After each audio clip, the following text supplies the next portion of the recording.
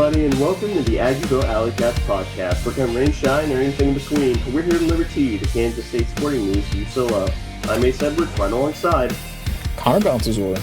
And welcome to a very, very full recruiting episode. This is basically all going to be recruiting. Two notes at the very top. We're not doing a full-scale Batcats recap this week because they made us angry. They lost every game. Most of which in embarrassing fashion in painful different ways, so that's all we really need to say. And then the other one is we have a recommitment of Dwayne Jones, which what a strange odyssey that was, but he's back in the fold as a defensive end. So welcome back. Yeah, welcome back, Dwayne Jones. I'm glad he's back for what it's worth, because I was sad to lose him in the first place. I mean, I was like not utterly distraught because I was hopeful that we could find someone with similar talents with so much time left in the cycle, but like this definitely makes it easier to like see like the future of that D-line room. And I was a big fan of him when he committed. I still am. So I'm glad he's back, and he'll always kind of have like guys like Reggie Stubblefield, like they'll just have like an extra wrinkle in their K-State story just from having a funny K-State recruiting trip or recruiting story or process. Yeah. And the last time it produced a K-State legend in Reggie Stubblefield. So if he can be like 50% the cult hero that Reggie Stubblefield is, and he'll go down as a favorite in my book. Yeah. Eternal legend Reggie Stubblefield. But we have a grand total of 5 football commits and then 2 men's basketball commits from the transfer portal. The first of the football commits is defensive tackle Elijah Jackson from Hutchinson Community College. So another JUCO defensive tackle, which to me, that is very much a we need bodies in this room. And that isn't me saying that Elijah Jackson is a bad player. I actually don't know because he doesn't have any highlights. So full disclosure, kind of flying blind on Elijah Jackson. But he previously committed to Charlotte, had other offers from Eastern Michigans and some FCS schools.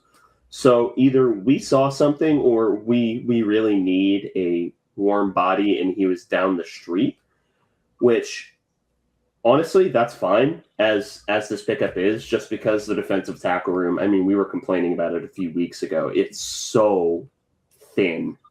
And in terms of impact, there's Kamari Burns, and that's kind of all that we know. So I'm fine with this as either depth or like a ridiculous dart throw. Both are fine to me.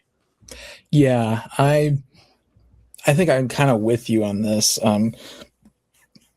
He was a FBS commit previously. I mean, it was at the group of 5 level with Charlotte. He had he had signed his letter of intent, I think was getting to campus in June.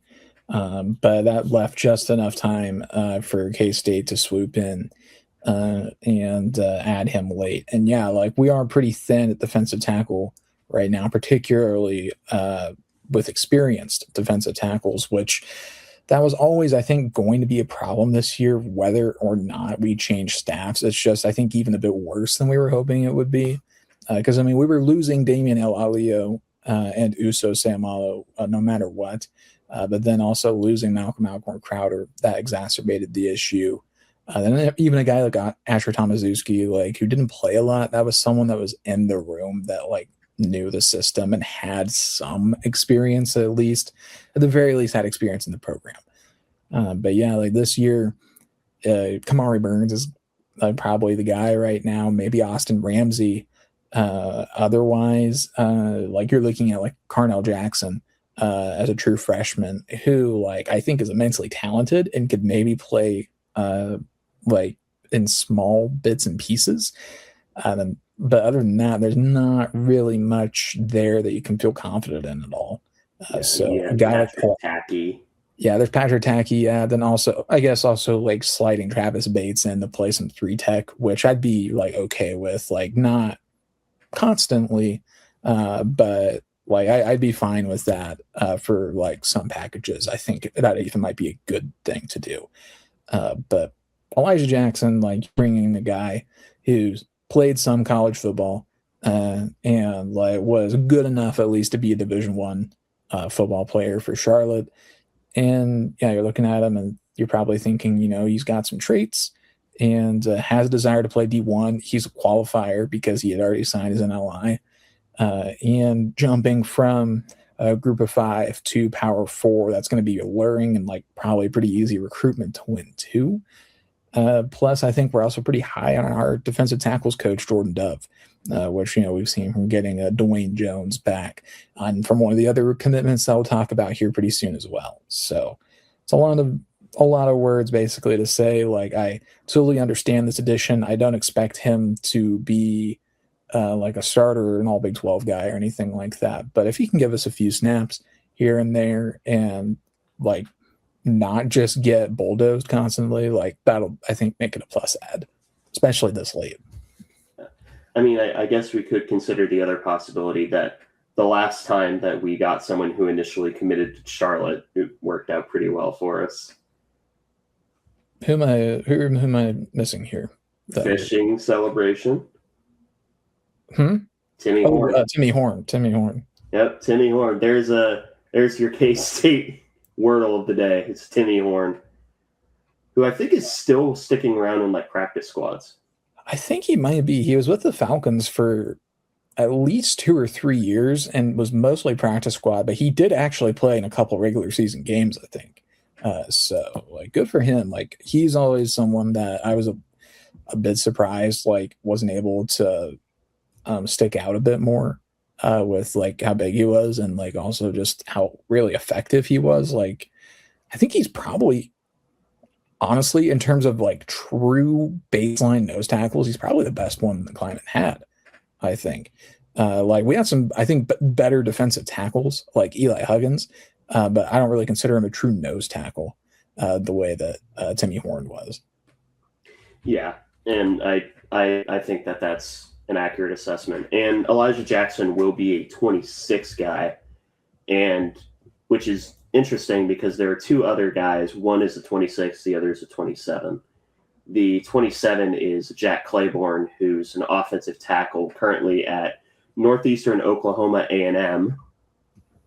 So, JUCOs, you get those names. And this to me is dart throw on JUCO tackle because he's 6'8", 330. You look at his film and he is just bodying people. And I mean that in a very literal sense where he turns his body into a bowling ball and just mows over people. That's not going to work at the Power 4 level, but it is a worthy dart throw on someone who has his first step and someone who has his strength. To me, this is, I'm going to make the easiest comp. This is if Keaton Jones went to JUCO and was slower. I'm fine with that. Yeah, like I like that assessment there with Claiborne. I like the ad, honestly. You can watch him play and he does have, like you can see it, he does have a long way to go, but you can absolutely see the vision. And I think he fits Mike Schmidt's kind of archetype as well as guys that are coming in with kind of filled out frames for the most part. Maybe they like still need strength work, but you're not betting on a guy being able to like fill a frame or not. Like this is a guy that comes in and you're like, yeah, like you look at the finished part. We might need to swap some of the fat for muscle, or we may need to work on the technique or like the mental side of the game. But we like where you're at now, whether that's advanced or like in Jack Claiborne's case, like closer to beginner level, but you still see the flashes. So I really like this ad, honestly. Like I think it's a low risk ad as well. Like I'd imagine like he's not costing like a pretty penny or anything. And yeah, like you're right. He's right now kind of a mauler, but like for a guy that like technically isn't there yet, like you have to like his, like you said, his first step is really good for someone his size at like 6'8", 330. But he also has like a willingness to get his nose dirty that like poor technique guys like sometimes aren't always willing to do just because they're aware of that, and like that kind of makes them not want to like expose themselves too much. But like he is willing to get out there. He's also willing to get to the second level as well. But yeah, like he's not as fast as Keaton Jones for sure. But like in terms of like how raw they are as an athlete, I think that's like a fine comp for sure. The only concern I have with Jack Claiborne is the Ryan Howard, Keaton Jones problem, where they are too tall to play guard, but their skill set is at guard.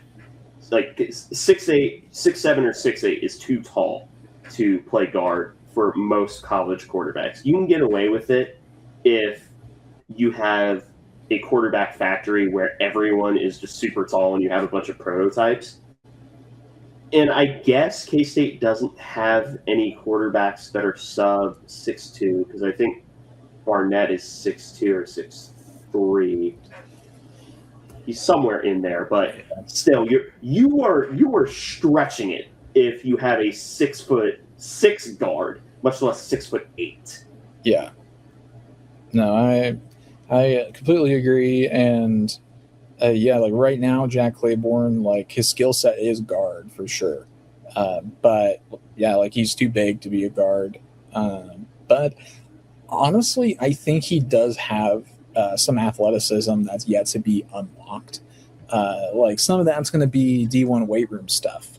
Like right now, I mean, even his stance like isn't quite right there, and I think some of that is because he's lacking lower body strength, lacking core strength to like have like the stance that they'd want him to have at this level, and that's like that's a fixable problem. So like they're taking this guy that has a lot of those issues, and you're absolutely right. Like, and I completely agree. Like, but they're like you said at the beginning, this is the dart throw. Like you're thinking if we can get this guy in the weight room and like give him 12 months, like in the weight room, like let's see, like if he can take that, vertical first step and turn it into a lateral first step as well, or like into a drop step as well. Can we like transfer like the bits of athleticism he does show in like limited sequences, and can we get that into other areas as well? I think they're betting on being able to do that if he buys in. Which that's just good process. And another bit of good process is this last pickup for the JUCO ranks. That is Owen Harrington, who has mostly FCS offers alongside Central Michigan and Kennesaw State. Blocking tight end.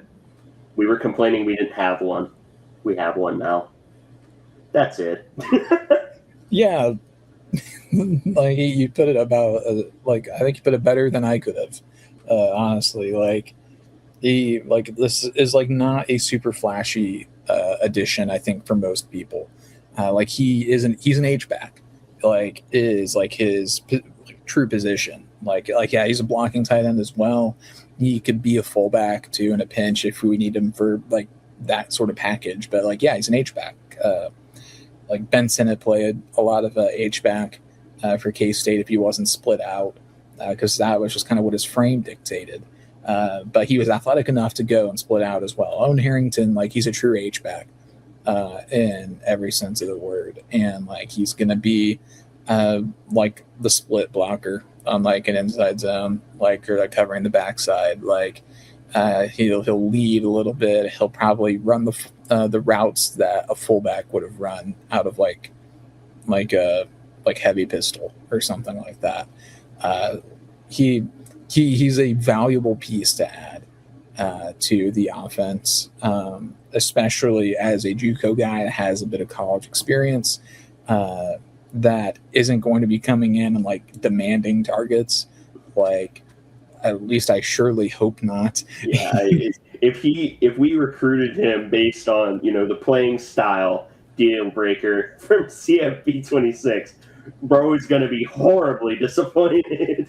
Yeah, that's just not going to be his game probably, and that's fine. Like, you need a blocking tight end, you need an H back, like you need your Will Swansons of the world, and he's like even like less of a pass catcher than Will Swanson is really for the most part. Like, and Will Swanson didn't catch a lot of passes. Like, but he has found the impactful ones though. He did. He had a lot of like very like impactful red zone catches, and so much of that I think was from kind of like Shanahan style play actions, like with the like tight end leak on like a bootleg, like, and he'd just be wide open. I always think of the one where Will like underthrew him like right at the end zone, and it was like a really anticlimactic first touchdown for Will Swanson because like they had to go review it to make sure it was a touchdown.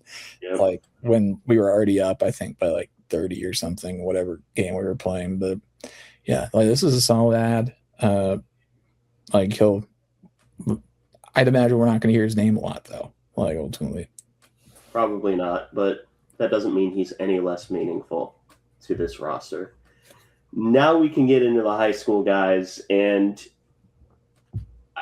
the first one is the quarterback for the 2027 class, someone that is extremely exciting, at least for me, who is exciting enough to just make a full straight-up video about him, which is the first time I've done that for a high school recruit, or any recruit for that matter, specifically devoted to them.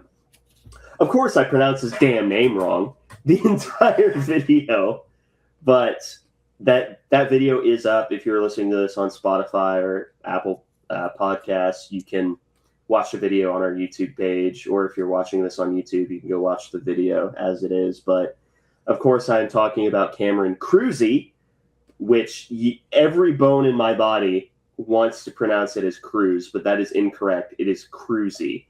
I can't be the only person who has made that mistake, but my long form opinion was made out before he got his rating. He got a rating the day after I released the video, and he ends up, like, I don't want to pat myself on the back because I get really annoyed when draft evaluators or any evaluator does it, because to me it seems like most of the time it's more guessing than anything. But I was pretty much exactly where I thought he would be in terms of ranking, and I still think that's underrating him. But if you want my long form thoughts, go watch the video. But there's one person here who has not given his thoughts on the quarterback, and it is Connor. So Connor, what do you think about Cruits? Yeah, I'm a really big fan of this edition. I agree with you. I figured he'd be about an 88, like kind of in the like right on the edge of like being a high 3-star kind of guy. Like, so the 88, I think like isn't surprising. I think he's deserving of a 90 grade though. But I get why they gave him an 88. Like, so often with guys that are unranked, like once you get pretty far into a cycle, it takes a few re-ranking periods for them to kind of get higher up in the grades. And a lot of that, I think, is just kind of evaluators like waiting, like, and seeing like how other recruits are going up and down, but also some of it, I think, is kind of easing into the correct opinion after missing them in the first place. And that makes sense with a guy like Cruits, who he was really under the radar as a recruit from the outside perspective. He was like being recruited pretty heavily, but he just kept it pretty quiet. Like there's pictures of him visiting Texas A&M a few years back with Colin Klein and Josh Hoover, or not Josh Hoover, Josh what's his name? Buford. Josh Buford, yeah. And what a silly mistake I've made. But, it is okay, buddy. Yeah. We all I couldn't pronounce his damn name, and I made an 11-minute video on him. So That is true. Although I think that was a reasonable mistake. But yeah, I really like Cruzy, and he still like posted some pretty significant offers. He's listed as having an offer from Miami, West Virginia offered him too, and I think he also probably had several other high level offers that he just didn't get around to posting. Because if you go through his Twitter feed, he said back in like November of last year that he was going to post his offers over the next few weeks, but then he like only did it like once, then waited until like February to like post like the rest of them. Most of the offers he posted were actually Ivy Leagues, but like he had others as well that were posted other times. But so that also says something for his intelligence. Of course, he got accepted by most of the Ivy League. So yeah, we spent a lot of time talking about him as a person, but yeah, like he has a great arm for his age, and especially as a deep ball. I think his deep ball is advanced for his age. I think it's probably his best attribute as a passer right now. At least if we're scaling the value of them. But he also seems to have a really good command of the offense and is good at anticipating where guys are going to be and reading the defense and like how that's going to work for them. He has a few impressive throws that at first glance, they just kind of seem like not like bad throws, but you're like, yeah, it was a decent throw. But the more you think about it, the more you realize how impressive it is that a guy at the high school level is making anticipation throws, at least not to a completely advanced level like you would see like in like from like the elite level of the NFL, but like really any at all at the high school level. Like that, it's like an impressive spot to be in. And yeah, and like especially with the deep ball down the field, like we saw some really good stuff. He lists a 4.56 for his 40. He conservatively does not look quite that fast. Probably, I won't speculate on how fast he is, but the point is he's not like the most agile guy, but he can move. Like he's not like a statue at all. Like he has kind of, Ace and I talked about it a bit, like kind of Skylar Thompson level athleticism. That's a comp that's been thrown around for him a lot as well, Skylar Thompson. And I think that's a pretty solid comp, honestly. Like he moves well, but he's not like Avery Johnson levels of speed. But at the same time, he has a pretty strong arm too. Like he can really chuck the ball. He has some mechanical issues, though, that he'll need to work through, and I'll let Ace kind of cover those a bit more detail. Like unless you don't want to like rehash your video too much, but like no, that's fine. I touch on it in the video, but I don't really elaborate because I mean the point of the video is, I mean the video is called "This is K-State's Next Gem Quarterback." And I do stand by that. He is I told Connor this. He's fighting for my second, and I may have mentioned this in the video. He's fighting for my second or third favorite quarterback commitment of the past decade for K-State. Now, unfortunately, the guy that he was fighting for is now at an Ivy League school, and that's Miles Tedecki, which that's always going to drive me just up the wall. I will be shocked if he doesn't transfer somewhere after like destroying some poor Ivy League team that doesn't deserve it. And maybe that was just a missed evaluation by me, but he isn't a perfect prospect, but he's an extremely good one. And what makes him not perfect is his arm strength is just kind of okay. It's functional. It's fine. But if we're comparing this to NFL, he would probably be bottom 5 in terms of pure arm strength of starters in the league. So he'd be like mid-level, low-level backup. And some of that could be his mechanical issues because his front shoulder has a tendency to come open a little too quickly. So like he's losing that momentum whenever he's turning. And sometimes his back plant leg, which if you ever swung a baseball bat and you had a coach say squash the bug on your back foot, it's because you actually do get a lot more power in your back foot than you would think, because it doesn't feel like a natural, like you don't think about it when you're like throwing a ball or swinging a bat, but your back foot is doing a lot of work. And there are times that his back foot just kind of flops in the wind. So maybe some of that, if he gets that ironed out, will contribute more to his arm strength to where it's a bit more than functional.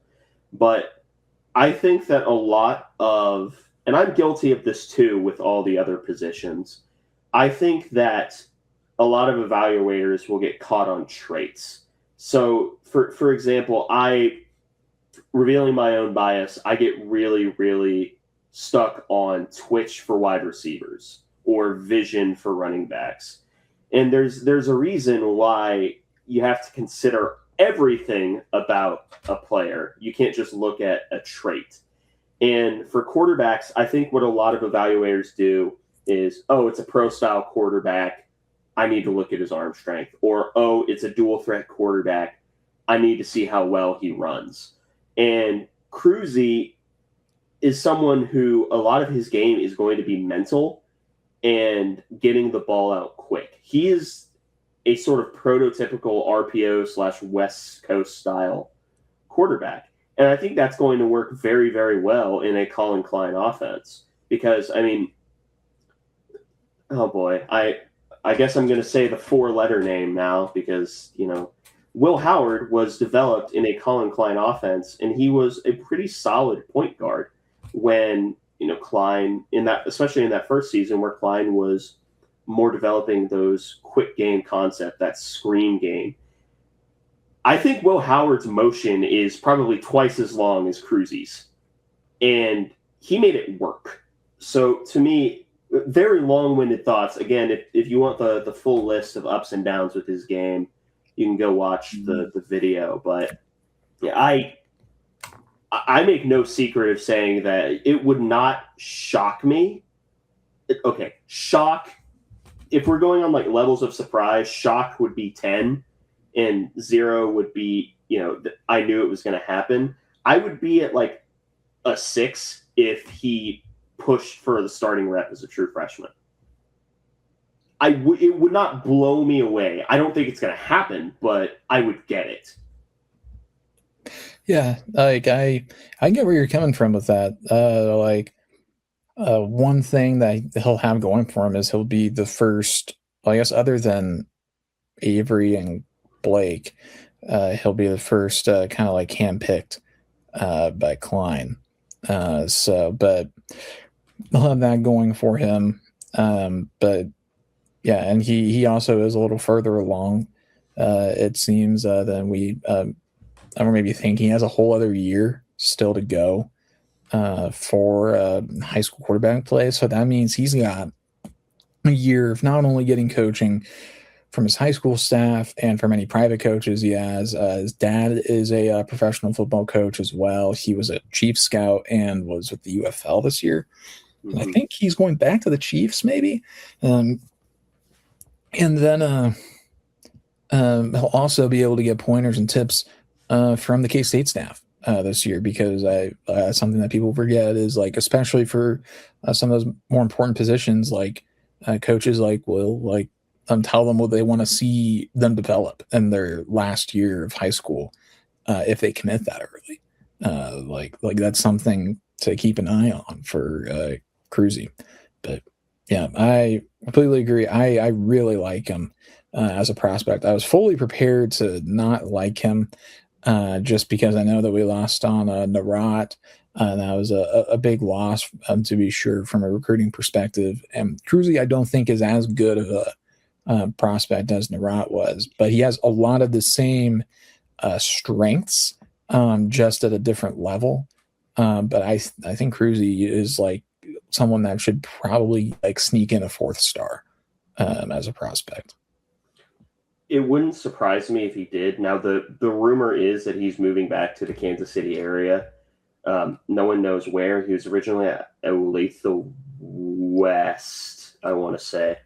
And Olathe West is not good at football, to put it lightly. I am somewhat familiar with the directional Olathe schools and how good they are at football. I think Olathe East tends to be the best of them, if I remember correctly. But yeah, it might be one of those situations where he should get his 4th star, but depends on the high school where he goes, he just might not. And fine, whatever, he's committed, he's getting his money. So yeah, no, so at this point, like, especially for us, like, we know it's not the biggest deal in the world if he doesn't get his 4th star. I mean, that ultimately doesn't affect how good of a player he will be or is.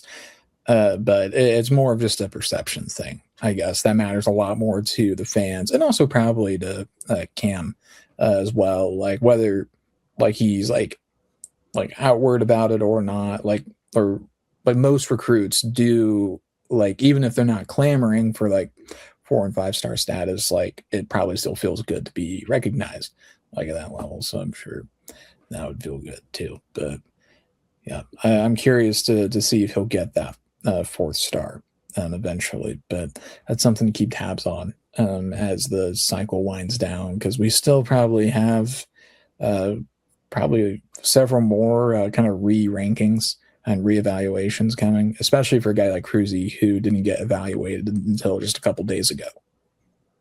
Yeah, and who knows, maybe some other guys will end up falling, and I will not be elaborating because I don't think any K-State. I can only think of 1 or 2 K-State commits that might fall. I was more thinking of other guys who might be in the state. But the last of the high school commits is Anatoni Tahi from Chandler, Arizona, which is a place we visited a lot, weirdly enough, as a staff for K-State, even going back to Kleiman's time. Listed as an 87 3-star on Rivals, commits to K-State over a pretty impressive offer sheet of Arizona State, which is 8 miles away from his high school. Minnesota, Penn State, Wisconsin, ends up picking K-State. So massive recruiting win. And this is another someone that I think almost certainly will probably get his 4th star, unless the K-State tax exists for some damn reason. Then again, I thought Ryan Davis should have gotten his 4th star. I was pounding the table for that. Still probably should have. Not our problem anymore. Of course, Baylor got him, but so maybe we don't play them this year, do we? I can't remember. I don't think so. So if you don't play him, it's really not our problem.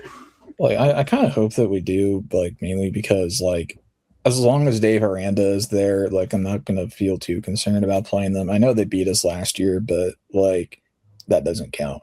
Like, yeah, that doesn't count because we ran 3 passes on the goal line for some unknown reason. Yeah. And we don't play them this year anyways. So no Joe Klanderman revenge game this season. No Ryan Davis revenge game, because that's not our problem anymore. But going back to Tahi, athlete at the defensive line position, that is a very rare level of athlete at the defensive line position. In fact, you look at his film, there are times that he looks more like an elite offensive tackle in how he moves than a defensive tackle. And I mean that as a compliment, because elite offensive tackles have a level of lateral quickness that you don't see. And he has that. And to have that at his size, and I do think there is something to that. Oh God. Well, Connor, you've unintentionally, and everyone listening to this episode has signed up for a little mini lesson. I do think that there is something to shorter defensive tackles being viable because of the natural leverage advantage. I mean, that's a big reason why. Now, keep in mind, Aaron Donald was an alien. So, but he was also 6'1", 6 foot, which created a leverage advantage alongside him being an alien. And that's a big reason why he was so successful. Tahi is 6'2", so, not short by any means. He's 6 inches taller than me, but he does have that leverage advantage even in high school. And you mix that with his lateral quickness. And I mean, if you're a defensive line coach and you run a defense that runs a lot of stunts, runs a lot of games, your mouth is watering. Jordan Peterson comes from the Mike Elko tree. Yes, there's going to be a lot of stunts in games run with the defensive line to get pressure. Tahi was built in a damn lab for that system. So, natural leverage advantage, insanely laterally quick. My only concern with him is I think he needs to put on more, like he needs to put on maybe 10, 15 more pounds and keep that athleticism, and he needs to get stronger. That's it. And that's things that are going to happen anyway.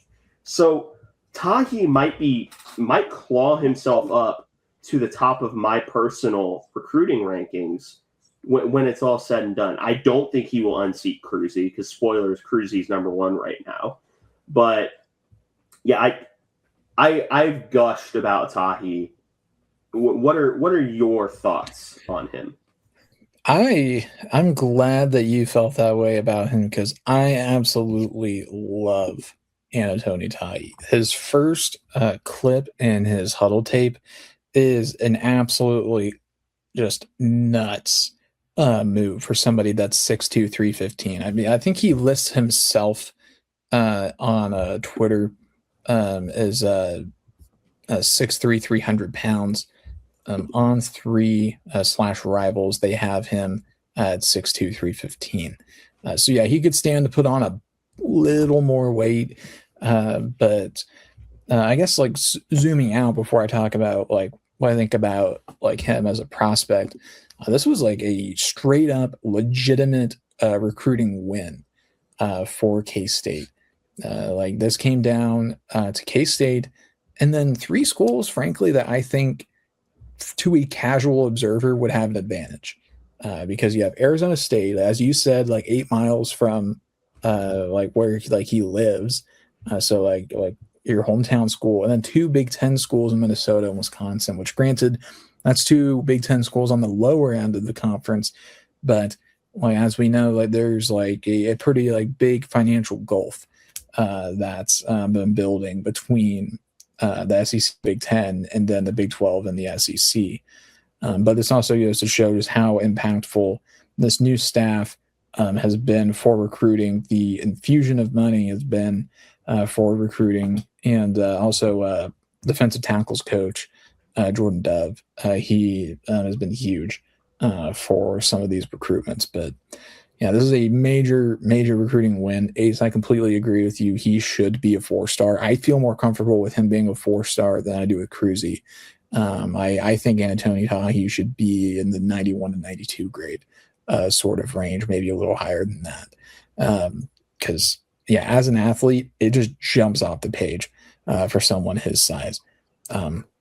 His ability to move laterally, like you said a lot, is incredible. But gosh, his first clip here on his huddle tape, he does this awesome like sidestep rip with like a simultaneous. I thought the Euro step. Yeah, he pretty much does like a Euro step paired with a rip to the inside and a swim over the arms like all at once, and like does not like lose a step like in that entire process, and gets like the easiest sack of all time, and he does it from the interior. Like guys that are 6'3", 300 pounds should not be able to do things like that, and most can't. So like this is wildly impressive stuff from Anatoni Tahi, and he's got a whole other year of high school to go. Like this is a guy that I think has 4-star written all over him, and like is way undervalued right now. Honestly, like different positions, but kind of a similar area of the country and similarly undervalued. This reminds me a lot of Justin Morales from last year. Like Justin Morales, like also kind of connected here because he ultimately ended up at Arizona. So like kind of some weird like indirect crossover between those recruitments, but I see them as like kind of similar guys on different sides of the ball, at least at this point in the recruitment. But the more that Tahi's a tape gets out there and gets distributed, I think the more likely it is he'll get that strong evaluation of being a 4-star, because he like is just such an excellent mover for someone his size. Like he has clips of like a running back cutting to the outside on him, and he's just quick enough and just bursty enough to get a few steps down, and like he's able to like get back to that running back before they can get to full speed because he's so bursty as an athlete. Like it's really impressive, and I'm really high on him. I wish we could have him this year, honestly. Yeah.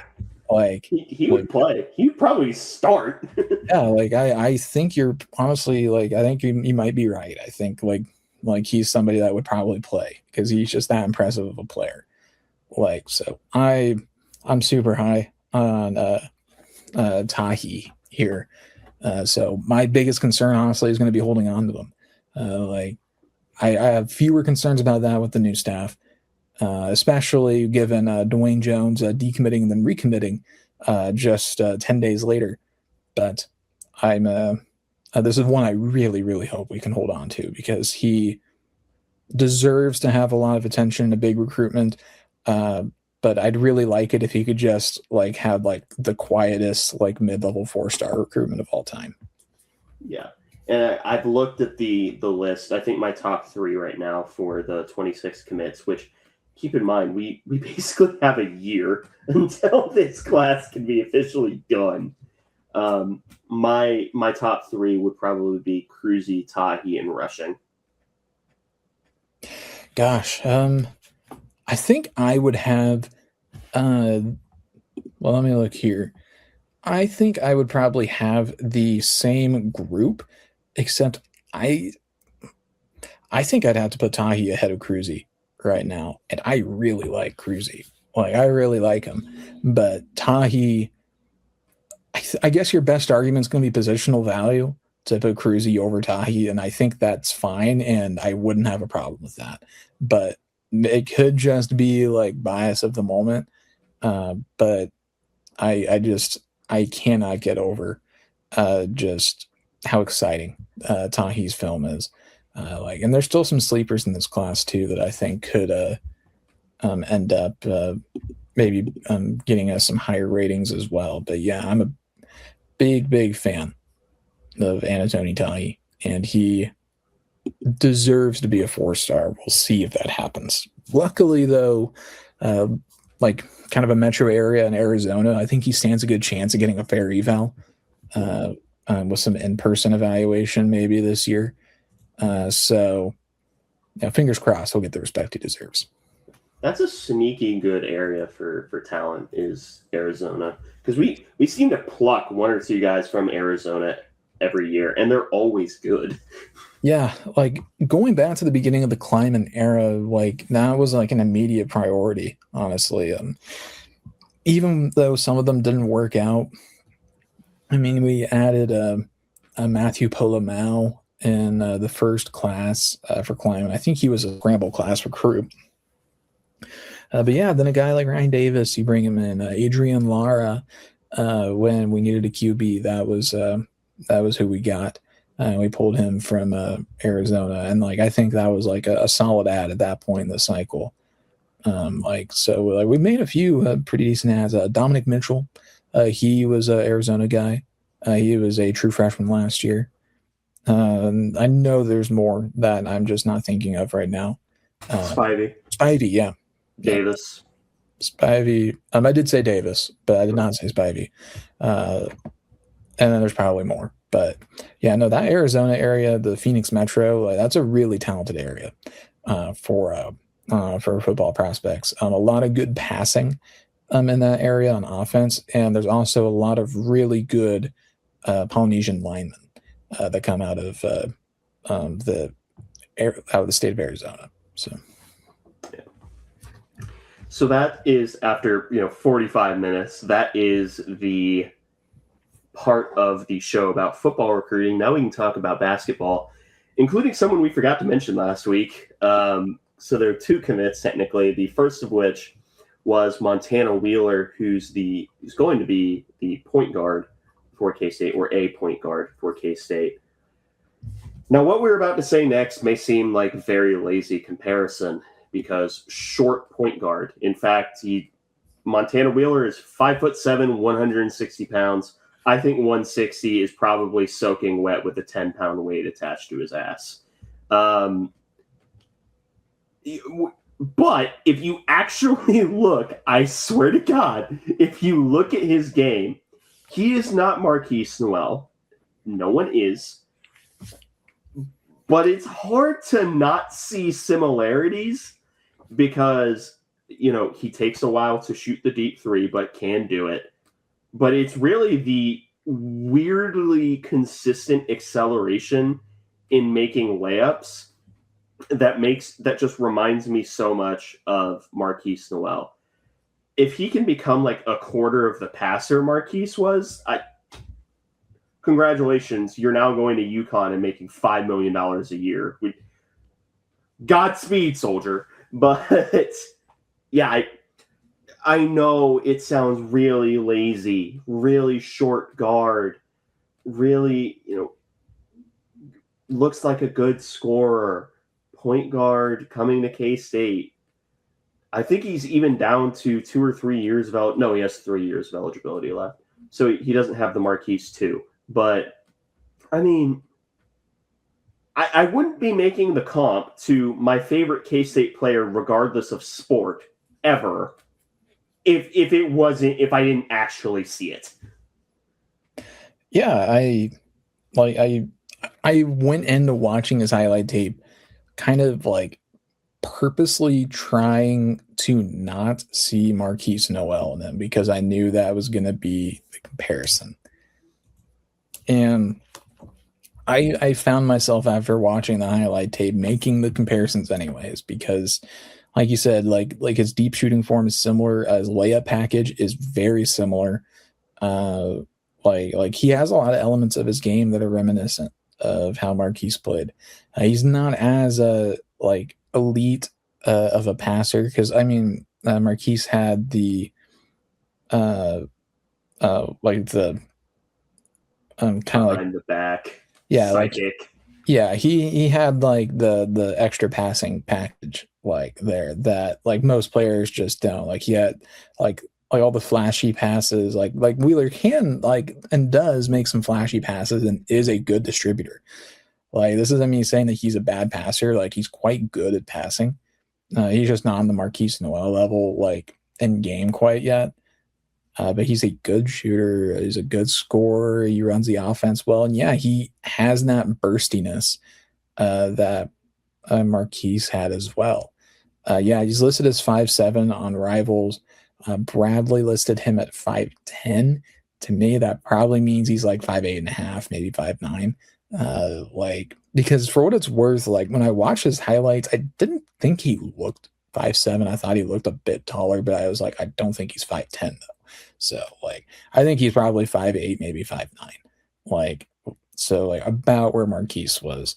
But I think this was a really excellent ad. And I'm not the first person to say this. And I probably won't be the last. But Montana Wheeler, getting him this year is big because he's the type of player that was due for like a huge sophomore year at Bradley and would have then been kind of difficult to pull, I think, particularly with the new and worsened financial state of K-State men's basketball. The death of K-State basketball was both Jerome Tang and Colin Klein existing. It really is a shame, but that's just where we're at, and we're going to have to deal with it. But Montana Wheeler, he is the type of player where if he takes the next logical step that you can draw from being kind of like a all Missouri Valley freshman type of player to where like being like a double figure scorer as like a lead primary guard and like probably 3 to 4 assists a game and like keep your turnovers low. Like that's a type of point guard that next year would have like probably been a 4-star guard in the portal. We would have struggled to land, but get him here a year early, indoctrinate him with state propaganda, and do not let him leave. Like that's what you do with a guy like Montana Wheeler. Like teach him to love Manhattan, so we will love him back, and he'll never want to leave. Yeah, maybe someone tries transferring out and he cold cocked someone, but who knows? Allegedly. If he was that passionate, I would love that. Allegedly. Yeah, that's true. Yeah, I think it is telling that we both wanted to avoid that comp, but that's just the conclusion we came to. The last thing that I will say is you said that Marquise was 5'9". I met him at a store. I'm 5'9".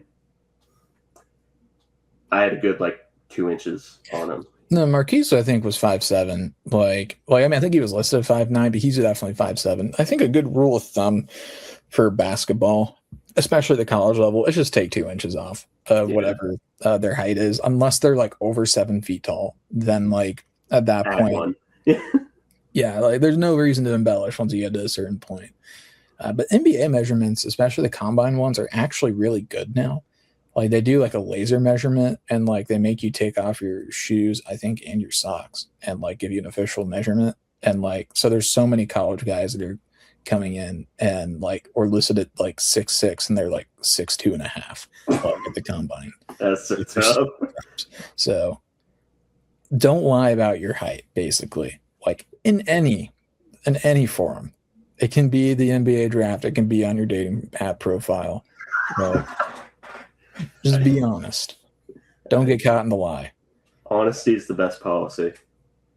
I will say, okay, before we move on to the last commit, it is very funny, those memes of 5 foot to 5'7".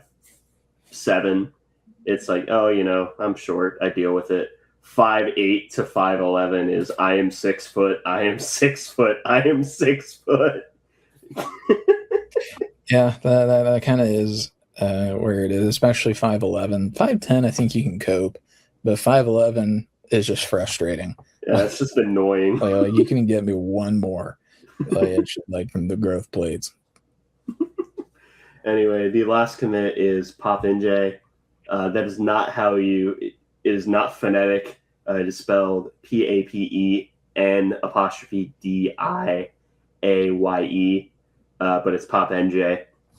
And 7 foot center, didn't do too much at his previous stops at UNLV or Xavier. We needed a center. Yeah, you put it well, Ace. This is not a incredible ad. I don't think it's a bad ad. I can see the vision with it.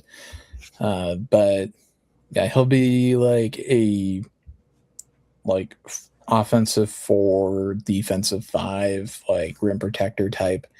He'll be a valuable piece, I think, for this team. The most valuable parts of his game, though, outside of his shot blocking ability, were last year for Xavier. Just 9.4 minutes a game. He averaged 1 block per game, which is really, really good. Notably, he shot 43% from 3 last year as a 7-footer. And that was on 0.7 attempts per game, and that was about half of his field goal attempts per game. So he actually the pick and pop or kind of pick and flare kind of game with him is actually pretty valuable. I could see us doing some stuff with that. Casey Alexander doesn't run a lot of pick and roll, but I could see there being a little bit of value to that if we have Pop on the floor and we want to get him a 3 a game or something like that. So that and his defense, that's going to be the most value he brings to us. But yeah, this is a versatile big man with upside that hasn't shown it on the floor yet, that we're crossing our fingers and hoping we can unlock. Yep. I don't have anything else. That pretty much wraps up, especially since Backcats lost coverage privileges for this week. I don't have anything else. I will say that, I actually do have something else. The Larry Porter video, I feel the need to mention this in case people are still listening. Larry Porter on Twitter put out a practice highlight tape and he just casually dropped the fact that he made 3 of the most ridiculous catches we have seen from any K-State receiver ever, including 2 one-handed grabs where he was blanketed. I mean, he's probably not going to get a whole lot of run this year. But, oh my God, those catches were ridiculous. Yeah, like, I absolutely love what we've been kind of seeing leak out about Larry Porter. And I'm happy to see it because it's someone that you and I were very, very high on out of high school, but we also kind of expected would take a year or two to develop. I think he's probably at a point, at least, from the very limited information that we have, that like he could play this year if we need him to. And he probably will get on the field a bit, but like it's not going to be to the level of being a starter quite yet, probably. Because I think your top 2 guys are probably written in stone, and Jerron Tibbs and Josh Manning. Outside of that, probably Isaiah Williams, maybe Brandon White, maybe Adonis Moise. Like that's kind of like your top 5 options right there. But then Larry Porter, someone that can sneak in. Like I kind of hope he does, because I think he's very talented. Max Levitt, that's somebody you can sneak into. But I'm curious to see as we get closer to the regular season, what kind of starts to trickle out about some of those question mark positions, where we're like, are we going to see, like some guys sneak into the depth chart that we weren't expecting? Like last year, it was Adonis Moise. We did not expect to see him really at all, but he was able to make himself valuable through being healthy and through being a willing blocker that knew the playbook. And that earned him a lot of playing time as a true freshman wide receiver. And that's not easy to do, especially as someone that isn't like an elite athlete or an elite recruit. So can someone sneak their way in from another position or something like that? So I'm really looking forward to more tidbits kind of leaking out about stuff like that. So it is wild to me that there are 4 players in this wide receiver room that I think would have been wide receiver 1 for the past 7 years. Yeah, outside of Jace, all at once. Yeah. Yeah, no, I completely agree. Like Tibbs, I think would have at the very least like been like kind of a 1A 1B with Malik Knowles that last year. But gosh, those first few years of Malik where he was like constantly kind of playing a little banged up, I think Tibbs would have really carved out a nice role in some of those offenses. Been a big help for us. But I'm just getting excited for football now that we're really kind of starting to wrap up most of the other athletics events, like track. Like that's going to be ramping up here pretty soon. Like they've had like a solid spring so far. And I'm curious to see what level of competition they'll put together for nationals at the outdoor. Women's golf, they just got selected to the NCAA tournament for the 2nd year in a row. They're going to be a 7 seed in Lexington, I think, or Louisville. One of those. It's in Kentucky. And the men, they have not had the NCAA selection show yet for the men's golf team, which I don't know what their projection is. They placed very low at the Big 12 championships, but the women also got like second to last, and they got a 7 seed. So, like, it's tough to say based on just that, but I don't know. Oh, and I guess a shout out to one of our friends of the pod, Bosco's boys. They had Colin Klein on the show over there, and there's some like kind of cheeky references to new uniforms maybe at the end of that episode. So fingers crossed we see something this year. Obviously, it's not the most important thing, but it would be cool. It would be. There ain't no curse, even though there might be a curse. But anyway, Thank you all for listening to this episode of the Aggieville Alleycats podcast. If you want to follow or contact the show, you can follow us just about anywhere at Aggieville Alleycats. And if you want to email us, we're AggievilleAlleycats@gmail.com. If you want to follow us on a more personal note, I am at ACEdward00. I am at Connor Balsor, capital C, capital B. And if you want to support the show financially, please be sure to check out the official Aggieville Alleycats merch store. Link found in our podcast and Twitter bio. But most importantly, thank you all for listening to this episode of the Aggieville Alleycats podcast. Where come rain, shine, or anything between, we're here to deliver to you the Kansas State sporting news that you so love. Stay safe, Alleycats.